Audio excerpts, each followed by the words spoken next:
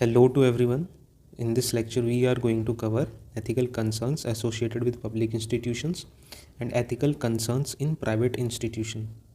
Though this topic is one of the smallest topic in the syllabus, but it is relevant. That is why we have to cover this as well. जब हम बात करते हैं कि ethical concerns क्या हैं, private हो या फिर पब्लिक इंस्टीट्यूशन हो, तो बहुत सारे ऐसे कंसर्न्स हैं जो दोनों के अंदर कॉमन हो सकते हैं। लेकिन जब आप इसको अच्छे से प्रेजेंट करना चाहो ऑन पेपर, तो हम दो पार्ट्स में इसको डील करेंगे कि पब्लिक इंस्टीट्यूशन के अंदर अगर बात करते हैं एथिकल कंसर्न्स की तो क्या है, और अगर प्राइवेट इंस्टीट्यूशन के अंदर बात करते हैं तो वो क्या है। तो सबसे पहले देख लेते हैं, जब हम बात करेंगे कि पब्लिक इंस्टीट्यूशन के अंदर क्या एथिकल कंसर्न्स है। सबसे पहला एथिकल कंसर्न आता है एडमिनिस्ट्रेटिव डिस्क्रिशन। ऐसी बहुत सारी चीज़ें होती हैं जहाँ पर लॉज या फिर रेगुलेशंस एक एडमिनिस्ट्रेटिव डिस्क्रिशन इनडायरेक्टली एडमिनिस्ट्रेटर को दे देती हैं, जिसकी वजह से क्या होता है कि नेपोटिज्म, एडमिनिस्ट्रेटिव डिस्क्रिशन होने की वजह से नेपोटिज्म एक एथिकल कंसर्न उभर के आता है विद इन पब्लिक इंस्टीट्यूशन। फिर एडमिनिस्ट्रेटिव सीक्रेसी करप्शन को जन्म देती है, तो ये भी एक एथिकल कंसर्न है पब्लिक इंस्टीट्यूशन के अंदर। इन्फॉर्मेशन लीक हो जाना, it is very dangerous for any institution, चाहे वो प्राइवेट हो चाहे फिर पब्लिक हो। अगर इन्फॉर्मेशन लीक होती है, फॉर एग्जांपल आर्म्ड फोर्सेस के बारे में या फिर DRDO के बारे में या फिर इसरो के बारे में, तो ये अपने आप में बहुत बड़ा एथिकल कंसर्न हो जाएगा इंडिया के लिए। Ethical concern in public institution के अंदर इनएफिशिएंट गवर्नेंस भी आता है। अगर इनएफिशिएंट गवर्नेंस है तो ये अपने आप में बहुत बड़ा एथिकल कंसर्न है। रेड टेपिज्म, स्टेटस क्यो, इनसेंसिटिवनेस, कॉलोनियल लीगेसी, तो ये सारे एथिकल कंसर्न है पब्लिक इंस्टीट्यूशन के अंदर। और कॉन्फ्लिक्ट ऑफ इंटरेस्ट को हम छोड़ ही नहीं सकते, बिकॉज कॉन्फ्लिक्ट ऑफ इंटरेस्ट तो बहुत ज़्यादा चांसेस होते हैं होने के, जब भी आप प्राइवेट हो या पब्लिक इंस्टीट्यूशन, इन दोनों के बारे में बात करते हैं। अब इसके बाद देख लेते हैं कि प्राइवेट इंस्टीट्यूशन के अंदर क्या एथिकल कंसर्न्स हैं जो बहुत ज़्यादा प्रोमिनेंट हैं। अब बात करते हैं फेवरेटिज्म की, जो दोनों में देखा जा सकता है, प्राइवेट हो या फिर पब्लिक हो। फेवरेटिज्म से क्या होता है कि ये रिड्यूस करता है डेडिकेशन ऑफ एम्प्लॉय।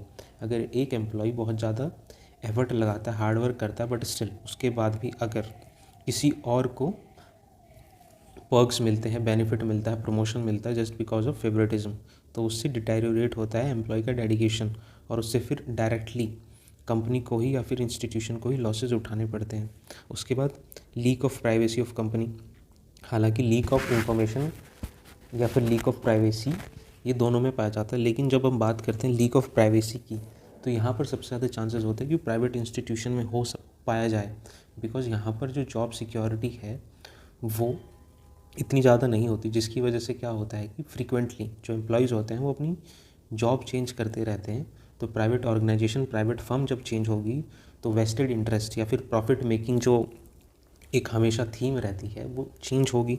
अब वो चेंज होगी तो जो एम्प्लॉय होगा उसका जो डेडिकेशन होगा टुवर्ड्स अ पर्टिकुलर फर्म वो एक तरीके से टिल्ट होता रहेगा जब वो जॉब चेंज करता रहेगा। तो इस वजह से यहाँ पे ज़्यादा चांसेस है कि प्राइवेसी लीक हो सकती है। लेबर लॉज का वायलेशन यहाँ पर ज़्यादा होने के चांसेस हैं, बिकॉज यहाँ पे इनफॉर्मेलिटी ज़्यादा हो सकती है। कॉन्फ्लिक्ट ऑफ इंटरेस्ट यहाँ भी हो सकता है। हैरेसमेंट एट वर्क प्लेस, ये भी यहाँ बहुत ज़्यादा पाया जा सकता है। ट्रांसपेरेंसी एक इशू अपने आप में होता है, जब कंपनी जो होती है वो इंडिविजुअल ओन करता है या फिर बहुत ज़्यादा या फिर शेयर होल्डर्स कम होते हैं, तो उस केस में भी प्राइवेट इंस्टीट्यूशन के अंदर ये भी एक एथिकल कंसर्न होता है। Under mining ethics for profit को हमेशा सेंट्रॉइड रखा जाता है, सेंट्रल थीम माना जाता है, चाहे उसके बाद कोई ह्यूमन राइट्स का वायलेशन हो या फिर अनएथिकल एक्ट्स भी हों, तो ये भी एक एथिकल कंसर्न है कि प्रॉफिट को ही हमेशा सेंटर में रखा जाता है इन प्राइवेट इंस्टीट्यूशन। और use of institutional machinery for personal uses, तो ये भी अपने आप में एक बहुत बड़ा एथिकल कंसर्न है विद रिस्पेक्ट टू प्राइवेट। अब इसके बाद हम ये देख लेते हैं कि these ethical concerns can be handle in several ways, यानी को इन जो एथिकल कंसर्न्स ये दोनों जगह जो पाए जाते हैं इनको हैंडल करने का तरीका क्या है। यहाँ पर मैंने 6 तरीके पॉइंट आउट किए हैं, आप इनको एज इट इज़ नोट कर सकते हैं कि adopting code of ethics and code of conduct, ये रिजॉल्व करता है इन एथिकल कंसर्न्स को। एथिकल गवर्नेंस को हमेशा अपहोल्ड करना चाहिए। Defining specific procedure to avoid nepotism और फेवरेटिज्म, सोशल ऑडिट होना चाहिए और इंटरनल ऑडिट होना चाहिए। चेक्स एंड बैलेंसेस होने चाहिए स्टेजेस के ऊपर, प्रोसेस के बिटवीन में चेक्स एंड बैलेंसेस होना बहुत ज़रूरी है। एंड 6th पॉइंट है adherence to legislative laws, rules and regulation, अगर इन चीज़ों का पालन किया जाता है तो एथिकल कंसर्न्स जितने भी होते हैं वो बड़े आसानी से रिजॉल्व हो सकते हैं।